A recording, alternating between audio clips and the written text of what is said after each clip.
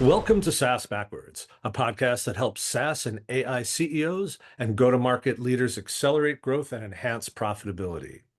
Our guest today is Tsang, co-founder and CEO of ChurnZero, a customer success platform that helps SaaS companies unify customer data, drive retention, and automate the next best actions across the customer lifecycle. Welcome to the podcast, Yuman. Hey, Ken, thanks for having me. I'm looking forward to a great conversation. Yeah, me too. I mean, I love this subject area of, affecting the outcome of organizations after the sale. So I think we're gonna have a great conversation. But before we jump into this episode, could you please tell us some stuff about yourself and your company, ChurnZero? Yeah, so I'm a repeat entrepreneur. ChurnZero is my fourth company. Really been focused on just loving the innovation of software. So I've been doing it for most of my career. The latest one is ChurnZero. We are a customer growth platform, right? So we work with customer teams, generally B2B subscription companies. So a lot of SaaS, a lot of AI these days, tech-enabled services. And we help them optimize the customer journey, right? And the customer journey for them is onboarding, adopting your product and service, the renewal, and then of course expansion and advocacy. And that's really think about it the customer journey. And we do that by just integrating all your customer touch points, understanding your customer health, and then automating as much as we can and giving insights to your team really to help optimize the perfect customer journey. And I think the opportunities in revenue generation from customers are not universally well understood. I mean, there's been a lot of writing about it. There's definitely been vendor development in the space, but it seems like it's still not quite universally understood how important it is. Yeah, unfortunately, I think that's right. Although it's certainly changing, right? I mean, I'm an entrepreneur. Day one focus was always about new customers, right? I mean, it's how you start. And it's, of course, super important, will remain super important. And so when you actually land a customer, there's almost a sense of relief, right? It's like, okay, on to the next new customer. And when you start something that way, you sort of learn those habits. And one day you wake up and you're like, my customer base is, like, that's where the opportunity is. Not, it's the current customer base. It's not the new, but it takes some time to sort of make that turn because you learn the habits of landing the sale and making it, the focus of a company. So I totally get it, and I get why there's a transition.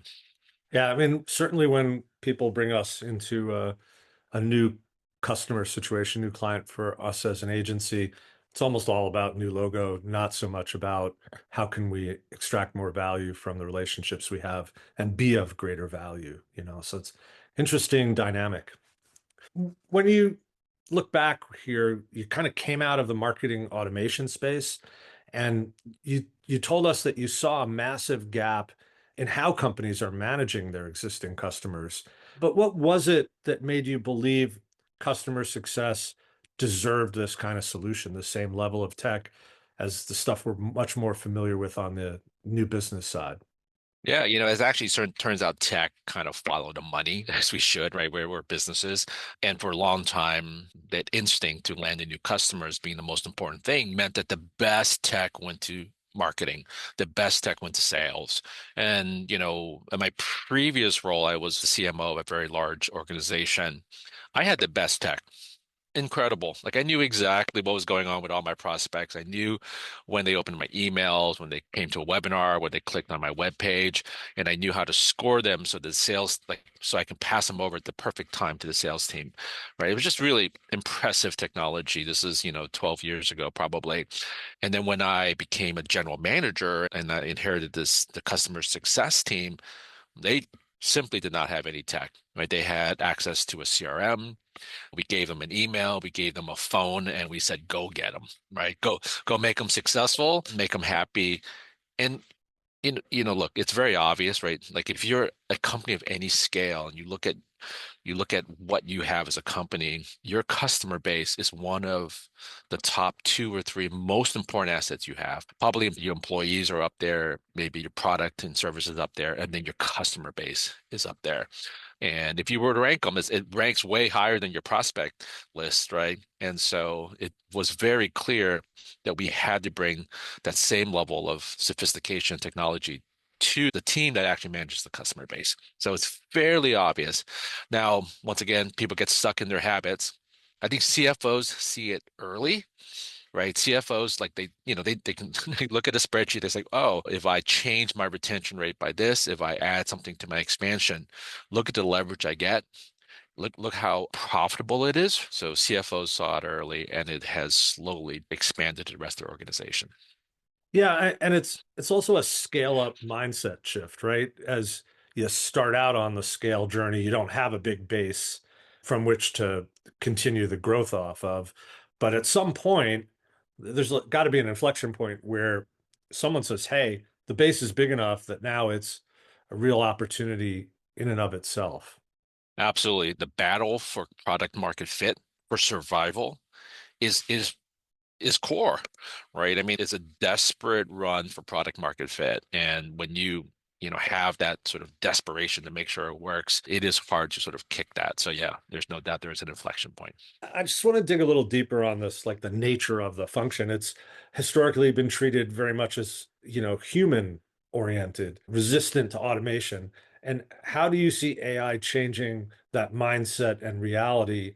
And where can automation enhance the relationship between the customer success teams and the customer base? There's no doubt that for certain businesses, it is treated as a very human function. For some where you just can't do it, like high velocity, low ACV organizations, you just can't put a human on your accounts. So for them, automation has been historically really the way they've gone to market with a customer facing function. So I do think it's a little bit of both. But that said, right, more than ever, the role of automation, AI is changing that mindset. Now, actually, in some ways, our argument is that I think AI and automation should make the customer team more human. And there's a lot of non-value added work, right, in our day-to-day for customer success managers and customer facing folks. A lot of that is part of their day, right? Like if you think about what a customer success manager ought to be doing, they're really meant to be a strategic consultant and advisor to the organization, but they end up doing a lot of chasing down of issues or managing meetings, managing agendas, summarizing meetings. All this kind of work, right, is interesting. You got to do it, but it's non-value added. It's the least human work that they do. And if you think about what automation did when we started and now what AI is doing, that actually takes away that non-value added work. And so I think there's a real focus on, hey, can we be more human? Sometimes that means personalization. Sometimes that means actually freeing up the human to do more interesting work. And that can be done with AI and automation for sure. Yeah, and just so many roles where really good conversational AI are actually very satisfying also, because you get the answer right away. You don't have to make an appointment to speak with someone or wait on a hold. I mean, there's just so many opportunities for kind of marrying the two together in an ideal kind of service delivery model. It's getting better and better, Ken, as you know, right? Like every day, the models get better, the hallucinations go down, the context window goes up, which means that that model can more reliably answer those types of questions more quickly and, with more sophistication and more accuracy. If you're in the customer teams, you should be super excited about what AI could do to your organization because it can make you way more agile, deliver a better customer experience, and have the humans on the team deliver a more human experience. Totally. Hey, I want to pick up on that notion of context. I think in our prep and elsewhere, you've talked about ChurnZero as a system of context, unifying data across the organization and suggesting and driving next best actions.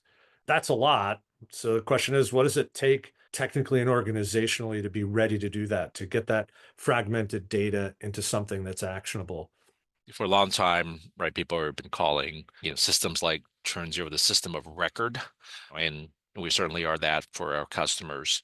And this new term system of context, I think is actually very interesting when it relates to AI.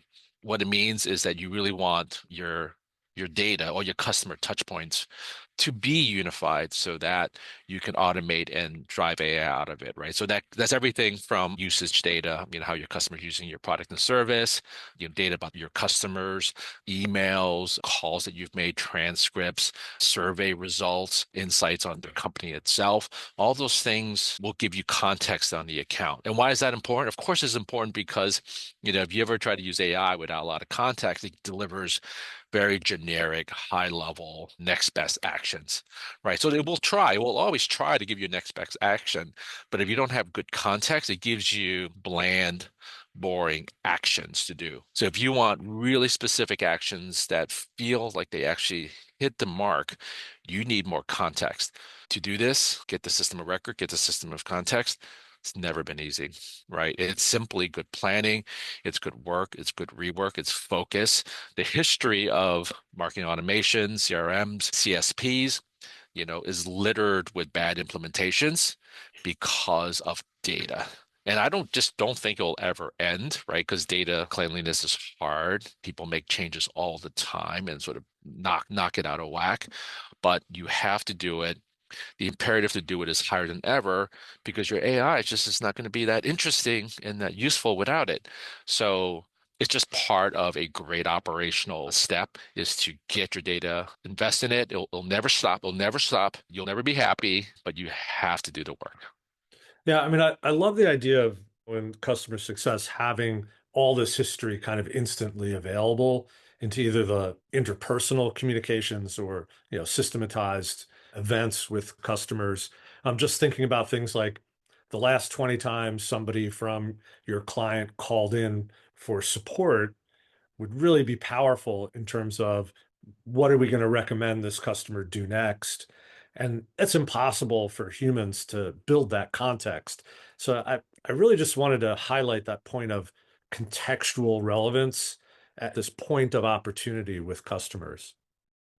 I agree. And I think your point about, holding all that information, right, all at once in one's brain is hard to do, but it really AI and, databases just what they do all day, right? And so they can actually give you a really good answer. Totally. And I think that's where like some of the opportunity, like the imagination for us as marketers, right? We have to imagine what that means for the possibility of improving the relationship with our customers and the value that's transferred between and among us. I want to move on and talk about like externalities a little bit. Like our world has changed from growth at all costs to efficiency, right? And now really even more selective reinvestments. So, how have you guys, as a SaaS company, navigated this situation, these cycles, and what have you learned about, timing investments in growth in your own business as a leader of a SaaS organization? Like I've been at it for so long as an entrepreneur. Timing, I've decided that timing is just impossible. It's just impossible. You just can't do it. You can't do it. 2025 was supposed to be a steady year. Turned out it wasn't. 2026 was supposed to be a steady year. It has not been. And so when you do those annual plans, right, with those assumptions, and those assumptions immediately get thrown out the window. What do you have to do? So really, there's only two things that I think about. One is just we have to learn to live with uncertainty. Just have to do it, right? And the world's uncertain now more than ever. Some of it is externalities like what the governments are doing, what wars happening. Some of it is technical, AI, etc. So learn to live with it. It's going to be rocky. It will forever be rocky is the best way to think about it. And therefore, the only thing that you as an entrepreneur or a leader can think about is agility. So focus on agility. Think quarterly within the annual bent, but you every quarter just like what's changed, what's changed, what's changed. So agility is most important. It's almost like a call out to do the entrepreneur operating system model, right? Where you focus so intensely on the quarterly objectives and what it's going to take to get those things done. And yeah, I've got 1, 3, and 5 year plans, but my focus has to be right at what's really happening to us now, right?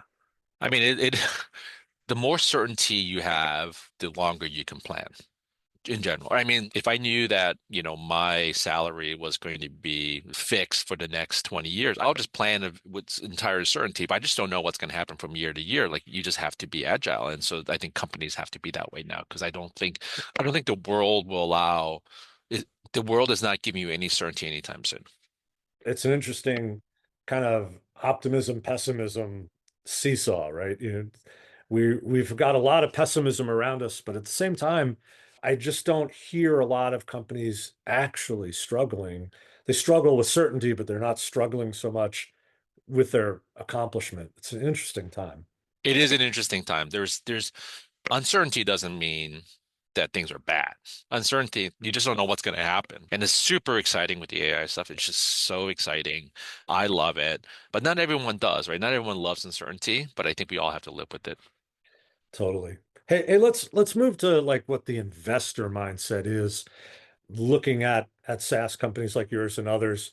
It seems that from what I'm hearing, investors are prioritizing retention metrics in a way they didn't in the past, especially if you go back, 10 years or so ago. And so how should this focus now change how SaaS companies are addressing their own go-to-market, especially the balance between acquisition and expansion?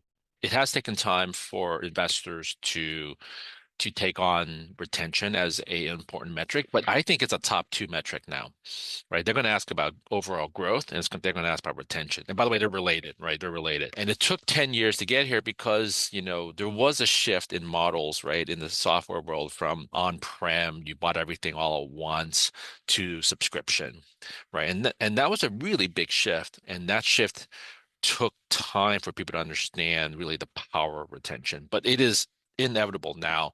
So even like early stage companies like seed or a series A, like investors want to know your retention. They're going to wait. They're going to wait till you have like one or two cycles where you're trying to retain your customers to see how you are doing. They love the growth, but they really are interested in the retention.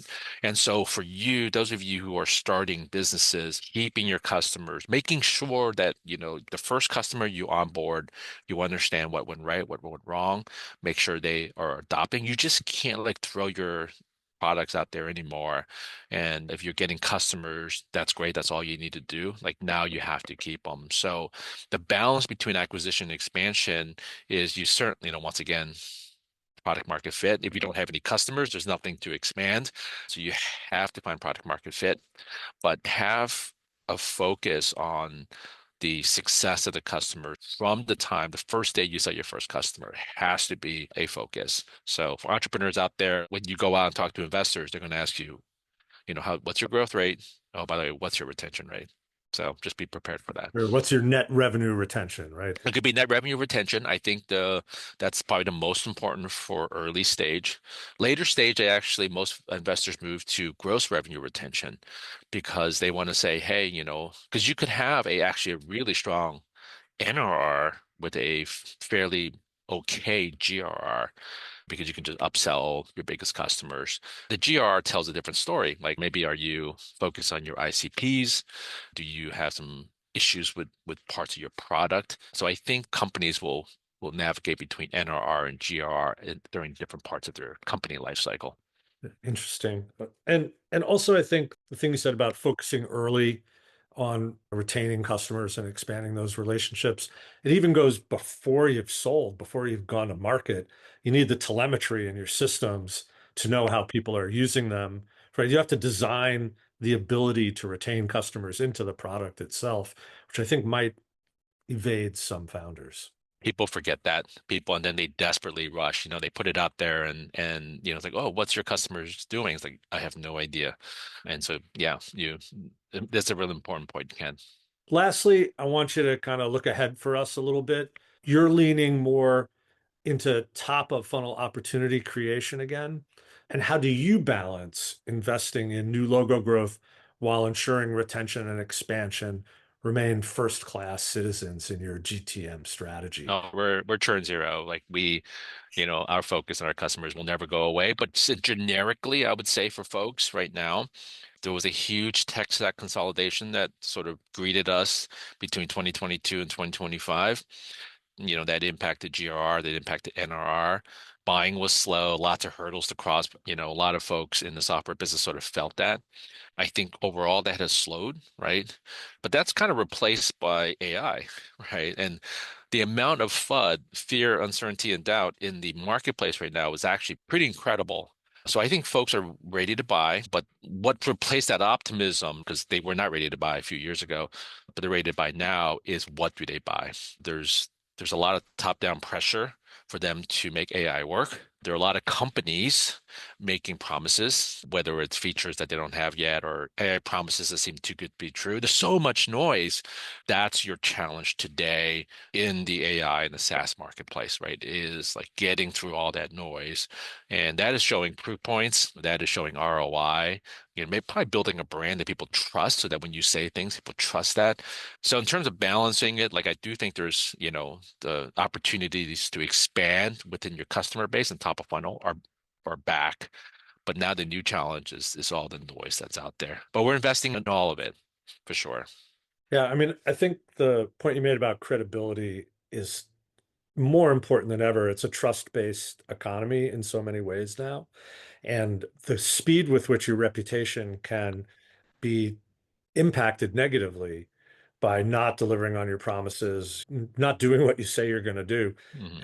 It's harder than ever. And at the same time, there's huge opportunity because there is pressure in the end user organizations to make AI work. And if you've got a solid strategy and you can elaborate your roadmap in a way that's both believable and achievable, huge opportunity ahead. That's how I'm reading the I opportunities in front of our customers. every time I start a company, well, every time I started a company in the last few years, the tech part seems to be a little easier and the go-to-market part seems to be a little bit harder, right? And that seems to be even true now, right? The tech's gotten easier. It's not easy. And no one, building a great product is not easy, but the go-to-market is just like feels so daunting now. There are so many companies out there, you know, tens of thousands of new AI companies. If I were to start a company now, like my fear is like, how do I stand out? How do I get through the noise? How do I get someone to even consider me without a brand? And so it feels like you're back to the good old days of brand building, right? Like, if you build it, they will come. Like that does not feel like something that can happen anymore. So unless it's novel out of nowhere, take somebody out of a surprise, but it's the go-to-market now that I think is the real focus. Yeah, I totally agree with you about building brand. We've had a conversation within our agency that the fundamental marketing principles have always remained true. It's just sometimes people aren't attuned to it. And one of the fundamental things is, why should I trust you? Why should I buy from you? What are you going to do for me that nobody else can do? And that takes communications, right? We have to be effective at communicating to the people who have the problems we solve and make them believe we can take care of it with them and for them. More important than ever. Hey, this was a great conversation. Do you mind if people want to learn more about ChurnZero or get in touch with you? How can they do that? ChurnZero.com is where we're at, so come on by. Best place to connect with me is on LinkedIn. So I'm at Umon at LinkedIn. So just search for my name, Youmon. I don't spend as much time reading LinkedIn because I think there's a lot of AI, but the connections are, as good as it ever has been. I can't thank you enough for being on SaaS Backwards today. This was a great episode, so I'm really grateful for that. And if people want to reach me on LinkedIn, it's LinkedIn/in/Ken Lempit. My advertising and demand generation and advisory firm for SaaS and AI companies is Austin Lawrence Group. We're at austinlawrence.com. And I think Human may have convinced at least a few more people to become subscribers to the SaaS Backwards podcast. Hey, thanks so much, Human. This was great. Thank you, Ken.